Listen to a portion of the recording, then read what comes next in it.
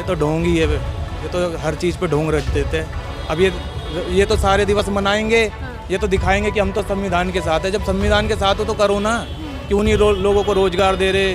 अगर उस टाइम इंदिरा गांधी जी तानाशाही उसको नहीं करती, लोकतंत्र को नहीं बचाती, तो यहाँ भी पाकिस्तान या किसी और देश की तरह हालत होते। संविधान की रक्षक है या फिर हत्यारी है, क्या लगता है? इतनी बख्शक है, ये तो भेड़ियों से भी करे भी खतरनाक भेड़िया जो किसी के मांस को नहीं छोड़ता ना, ये किसी के मांस को नहीं छोड़ते। जो रेप कर रहे बहन बेटियों को उनको निलंबित करो, निकालो पार्टी से। ये नहीं करते, ये उनको और ऊपर पद देते, उनको शाबाशी देके आगे बढ़ाते हैं। संविधान विरोधी सरकार बीजेपी। हाँ, बीजेपी संविधान विरोधी है, ये बिल्कुल मेरा मानना यह है कि सरकार जो है, बीजेपी सरकार जो है संविधान विरोधी है और सारे कार्य जो संविधान विरोध से ही करती है। एक दो नमस्कार, आप देख रहे हैं 4 PM, मैं आपके साथ नफीसा खान। कौन है संविधान का रक्षक और कौन है संविधान का हत्यारा? कौन कर रहा है संविधान के मुद्दे पर ढोंग और कौन है जो लोकतंत्र की हत्या या फिर खतरा बढ़ा रहा है? आज इसी को लेकर चर्चा करते हैं और समझते हैं कि 50 साल आपातकाल वर्सेस 11 साल मोदी सरकार की।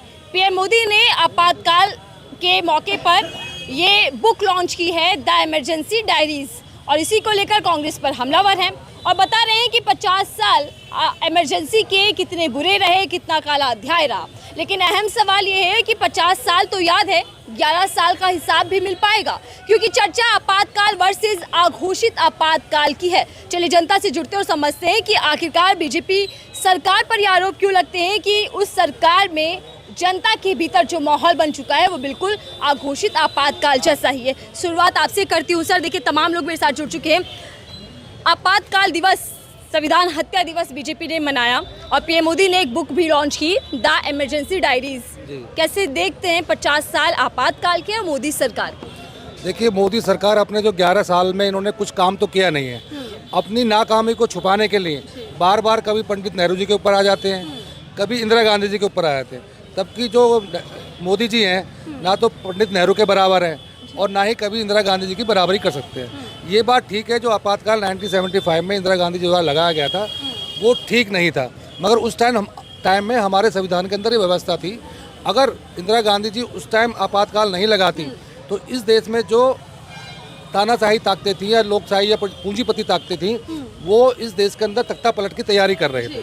जैसे कि मैं आपको एग्जाम्पल दूँ कि मोरारजी देसाई ने उस टाइम के अंदर 1 महीने के लिए रेल बंद आंदोलन चला था। हम तो खैर बहुत छोटे थे, हमें नहीं पता, पर हमारे साथ बुजुर्ग हैं, आपको शायद मालूम हो, उस टाइम में रेल बंद का चला था।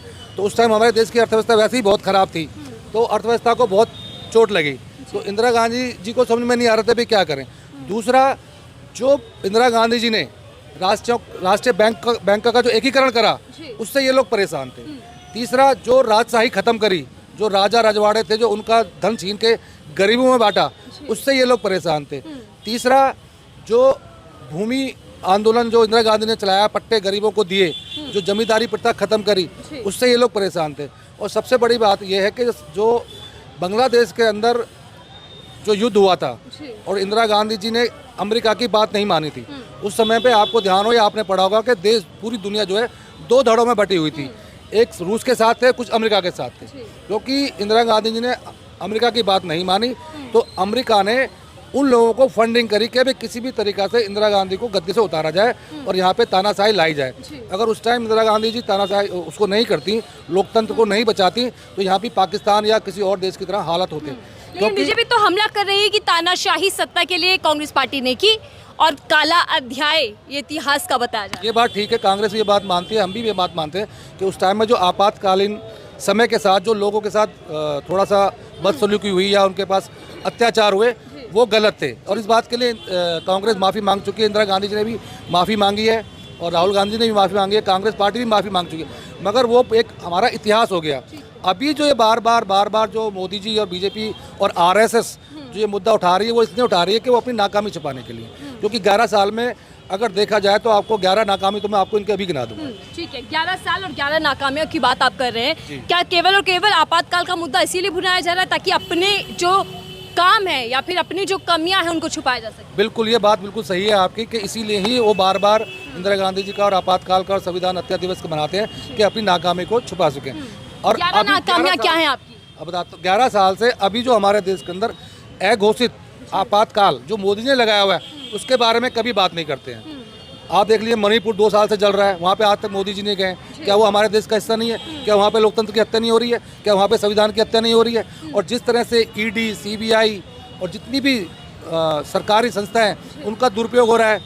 तीसरा, जितने भी हमारे बहुजन समाज के लोग हैं जो आवाज़ उठाते हैं अपने अधिकारों के प्रति, उनको जेल में डाल दिया जाता है। कितने सारे पत्रकारों को जेल में बिना बात के डाल दिया गया। गौरी लंकेश की जो सरकार का विरोध करेगा उसको जेल में डाल दिया जाएगा। यही चल रहा है, ये तो 11 साल से यही हो रहा है। कितने लोग अभी बेकसूर हैं जो कि जेल में हैं, और जो नहीं मानता इनकी बात उन पर ईडी लगाए थे, जो ईडी से नहीं मानते तो उनकी हत्या कराए थे। गौरी लंकेश का सबसे बड़ा एग्जाम्पल हमारे पास है कि उनकी हत्या किसने की, सबको पता है वो आरएसएस और बीजेपी वालों ने कराई है। तो और जो संविधान से देश चलता है मैम, लेकिन संविधान का रक्षक और हत्यारा आप किसको मानती हैं? बीजेपी सरकार सत्ता में जो दुहाई देती है संविधान की। एक तो देखो, संविधान के तहत जो वोट होने चाहिए थे, वोटिंग होनी चाहिए, वो वोट ही नहीं होते हैं। हर एक मतलब ईवीएम घोटाला कहूँ मैं तो वो ईवीएम सबसे बड़ा घोटाला जो कि संविधान की हत्या है। दूसरी जो शिक्षा पे जो बात करूँ तो शिक्षा ना तो गरीब को मिल पा रही है, सिर्फ जिसके पास पैसा है वो तो बाहर जा रहा है, पर उसको तो भेज रहे हैं। जैसे कि खुद के बच्चे या खुद के इनके पार्टी में जितने भी हैं उनको सबको विदेश में भेजा जा रहा है, लेकिन यहाँ किसी को भी शिक्षा पे ना काम कर दिया जा रहा है, ना गरीब को राशन है और ना ही पढ़ाई है और ना ही नौकरियाँ हैं। युवा भटक रहा है, सड़कों पे रोड पे भटक रहा है। जितनी रहने की गरीब मजदूर जो था उसको जो रहने की जो जगह थी उससे छीन ली गई है। तो क्या आपको लगता है कि बीजेपी संविधान पर हमला कर रही है? सीधे सीधे बीजेपी मतलब ये पार्टी का ये है कि संविधान की हत्या है एक तरह से कि कोई कुछ मांगे ना। अगर मतलब इनके कोई पैसे वाला है तो किसी भी तरह चाहे वो पैसा कमाया हो, अगर पैसे वाला है तो वो इनके साथ या तो वो आवाज़ उठाए, नहीं तो वो इनके साथ शामिल हो जाता है। ये खुद अपनी उसमें शामिल कर लेते हैं। अच्छा, जो सरकार की चाटुकारिता करे सिर्फ उसी के अच्छे दिन। हाँ, या तो पैसे वाला है तो वो उसको शामिल कर लेते हैं, पैसे वाला नहीं हो तो ये मतलब उसको उसकी घर तुड़वा देते हैं, उसकी नौकरी छीन ली जाती है, उसकी शिक्षा नहीं देते हैं, उसको नौकरी नहीं दी जाती। संविधान पर ढोंग कौन कर रहा है सर, और क्या लगता है कि कौन है जो लोकतंत्र की हत्या करना चाहता है? ये पॉलिटिक्स जो चल रही है ठीक चल रही है देश में? देखो, जो पॉलिटिक्स चल रही है वो ठीक तो नहीं चल रही है, ये तो गलती चल रही है ना। जब से बीजेपी आई है संविधान की हत्या होती आ रही है। अगर संविधान से देश चलाया जाए तो फिर सबको रोजगार दो, शिक्षा दो, और जो ये बड़े बड़े घोटाले हो रहे हैं उनको रोको, और उनके जो एमपी और ये एमएलए जो रेप कर रहे हैं बहन बेटियों का उनको निलंबित करो, निकालो पार्टी से। ये नहीं करते, ये उनको और ऊपर पद देते, उनको शाबाशी देके आगे बढ़ाते हैं। तो संविधान की तो हत्या ये शुरू से करते आया है। संविधान के दायरे में रह के, कानून के दायरे में रह के ये काम ही नहीं करते पहली बात। क्योंकि देखो, संविधान के ऊपर इन्होंने कई संविधान ख़त्म करने के लिए इन्होंने कई एक्ट ख़त्म करे, ऐसे एक्ट ख़त्म करा, ठीक है, और भी कई एक्ट है जो उन्होंने ख़त्म करे, और मनुस्मृति लागू कर रहे हैं। तो संविधान को तो ख़त्म ही करना चाहते हैं। लेकिन बीजेपी तो संविधान हत्या दिवस मना रही है, और बीजेपी ये दावा कर रही है कि संविधान से देश तब चला जब बीजेपी सत्ता में आई। ये तो ढोंग ही है, ये तो हर चीज़ पे ढोंग रख देते हैं। अब ये तो सारे दिवस मनाएंगे, ये तो दिखाएंगे कि हम तो संविधान के साथ है। जब संविधान के साथ हो तो करो ना। क्यों नहीं लोगों को रोजगार दे रहे, क्यों लोगों के घर तोड़ रहे हो, क्यों फिर अपने नेताओं को बाहर क्यों नहीं निकाल रहे? वो जो हत्यारे हैं, जो रेपिस्ट है, उनको बाहर क्यों नहीं निकाल रहे? ठीक है सर, बीजेपी पर यह आरोप लगता है कि उसके कार्यकाल में अघोषित आपातकाल चल रहा है देश में। आप इस आरोप को ठीक मानते हैं? क्या वाकई बीजेपी तानाशाही कर रही है? बिल्कुल जी, बीजेपी जो है भारत के अंदर एक अघोषित तानाशाही चल रही है, आपातकाल है। और मैं 2014 से पहले जाता हूँ तो प्रत्येक पार्टियाँ जो है एजिटेशन करने का उनको अधिकार मिलता था। आज जंतर मंतर है, छोटा सा बना दिया, उसको भी इतना घेर दिया कि आदमी कोई बाहर नहीं निकल सकता। तो जो ये 75 के जो आपातकाल की बात करते हैं वो मुश्किल से 1-1.5 साल का आपातकाल था, लेकिन आज जो 11 साल का जो आपातकाल है ये बड़ा भयंकर है, लोगों को नज़र नहीं आता। और बीजेपी जितना प्रोपेगेंडा करती है, मैं समझता हूँ कि पूरी दुनिया के अंदर इतना कोई प्रोपेगेंडा करने वाले और ढोंगी आदमी नहीं है जो कि 75 के आपातकाल को लेके चलती है। भाई 75 का आपातकाल जो था कांग्रेस पार्टी का या इंदिरा जी की सत्ता को जाने का डर था, लेकिन आज तो कोई सत्ता जाने का डर नहीं है, आज तो उनकी फुल मेजोरिटी है। लेकिन इतनी आपातकाल क्यों लगा रखा है? आप कहीं पर भी कोई छोटा सा भी जलसा करना चाहें तो इतने सारे पुलिस वाले आ जाते हैं कि आप जितने कार्यकर्ता नहीं होते तो पुलिस वाले होते हैं। हमने मनीषा वाल्मीकि के बारे में हमने कैंडल मार्च करने की कोशिश की, हमको पुलिस ने रोक दिया। हम 20-25 आदमी थे, कम से कम 500 पुलिस वाले थे। अब बताइए अघोषितकाल आपातकाल नहीं हो तो क्या है। और आप ये देखिए ना, पूरे देश के अंदर कहाँ एजिटेशन होते हैं सरकार के खिलाफ, कौन एजिटेशन कर पाता है? कोई नहीं कर पाता आजकल। पहले रामलीला मैदान हुआ करता जहाँ पब्लिक की रैलियाँ होती थी, वहाँ पे किसी भी मुद्दे को लेकर रैलियाँ, जो सरकार के खिलाफ में मुद्दा लेकर आते थे उसकी रैलियाँ होती थी। आज कोई भी मीडिया जो है, इनके अधिकांश मीडिया तो उनका कॉर्पोरेट टाइप का है, इनका पंगु है, इनका गुलाम है मीडिया वो कुछ। हाँ, और जो कुछ लोग हैं, मैंने एक बाहर के बारे में मैंने पढ़ता हूँ, कई बार कई मीडिया के बारे में पढ़ता हूँ, उनके ऊपर कुछ ना कुछ केस लगा के उनको वो कर देते। तो ये क्या है? जब देखिए, एक मिनट मैडम, मैं कल किसी प्रोग्राम में था, मैं पढ़ता भी हूँ, मैं पढ़ा लिखा ऐसी बात नहीं है, मैं मूर्ख नहीं हूँ। मैंने देखा कि जो बीजेपी के द्वारा काम किया गया, सरकार के द्वारा काम किया गया, किसी मीडिया ने उस काम को उठाया तो कभी आपने ऐसे क्यों उठा दिया? अरे भाई, आपने जो काम किया है उसको नहीं उठाया तो क्या हमने क्या कौन सा गलत काम किया, कौन सा हमने काम तोड़ा है? भाई, मीडिया का काम है सच्चाई को प्रदर्शित करना, लेकिन कुछ मीडिया तो सच्चाई का प्रदर्शन करती ही नहीं है। और कुछ मीडिया है जो है उनके ऊपर जो कहीं ना कहीं कानून कुछ कोई ना केस लगा देते हैं। जिस तरह से आपातकाल में पत्रकारों को जेल में डाल दिया गया, विपक्ष को जेल में भर दिया गया, और यहाँ तक कि जो संस्थानें थी उनको भी कंट्रोल कर लिया गया, तो आपको लगता है कि मौजूदा वक्त में भी तमाम स्वतंत्र संस्थानें जो हैं वो बीजेपी की कंट्रोल में, और बीजेपी मनमानी कर रही, देश में तानाशाही कर रही? मैम, जितने भी डिपार्टमेंट हैं सबके अंदर आरएसएस के लोग काम करते हैं, और वो जो कहते हैं वही काम होता है। और जिन्होंने काम नहीं किया उनको साइड लाइन कर दिया जाता है या कहीं ना कहीं डेमोनेशन कर दिया जाता है। तो क्या करेंगे आदमी, है ना? तो ये आप ये देखिए, 90,000 स्कूल बंद करे जा रहे हैं, 45,000 स्कूल प्राइवेट स्कूल खोले जा रहे हैं। क्यों भाई 90,000 स्कूलों को क्यों बंद करे जा रहे हो? क्योंकि जितने भी स्कूल खोल रहे हैं इन्हीं लोगों को खोल रहे हैं, किसी गरीब आदमी का स्कूल नहीं खोल रहा, पैसे वाले को स्कूल खोल रहे हैं। संविधान की रक्षक है या फिर हत्यारी है, क्या लगता है? इतनी बख्शक है, ये तो भेड़ियों से भी करे खतरनाक भेड़िया जो किसी के मांस को नहीं छोड़ता ना, ये किसी के मांस को नहीं छोड़ते, ये अपनों को भी नहीं छोड़ते। ये जो बीजेपी में जो सही आदमी है, सतपाल मलिक का क्या हाल हो रहा है? सतपाल मलिक जी ने बात उठाई तो आज उनके ऊपर ईडी के छापे पड़ रहे हैं। वो क्या नाम है आपका, जो इनका जो मिनिस्टर है उसके बाद क्या नाम है उनका, सिन्हा साहब जो है, वो कुछ कहते हैं तो उनके ऊपर भी ईडी के छापे हो जाते। ये मैं कह रहा हूँ, जितना घोषित आपातकाल है, ये 75 के जो 4-5 साल का जो आपातकाल था उससे कहीं खतरनाक है। 75 के आपातकाल में जनता को कोई तकलीफ नहीं थी, वो तकलीफ उनको थी जो सत्ता प्राप्त करना चाहते थे।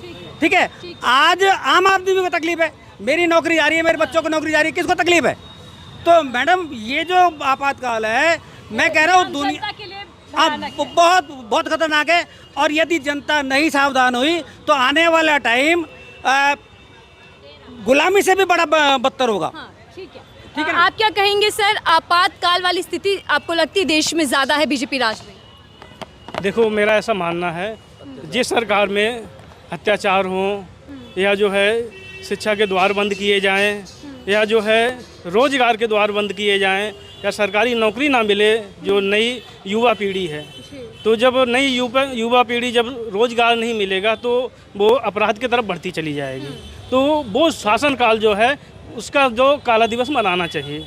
तो मेरे अनुसार जो है, जिस काल में जिस शासन तो सत्ता जिसकी भी रही हो, अगर ऐसा हुआ जिसने रोजगार तो नई युवा पीढ़ी का तो छीने हैं, गरीब को जो सरकारी योजनाएं हैं वो नाम तो मुहैया कराई हों, और जो है जो व्यापार तो वर्ग होता है, छोटा भी व्यापार होते हैं, छोटा व्यापार करने वाले, उनके छोटे के सबके उद्योग बंद हुए हैं। छोटे बीजेपी आपातकाल संविधान हत्या दिवस मना रही है, लेकिन क्या ये ठीक है? क्योंकि 11 साल का हिसाब तो जनता बीजेपी से भी मांग रही है।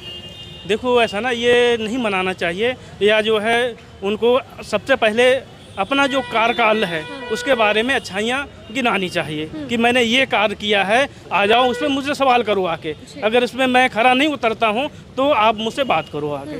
ठीक है, आपके हिसाब से 11 साल ज़्यादा खतरनाक हैं देश के लिए, या फिर आपातकाल वाली स्थिति ज़्यादा खतरनाक?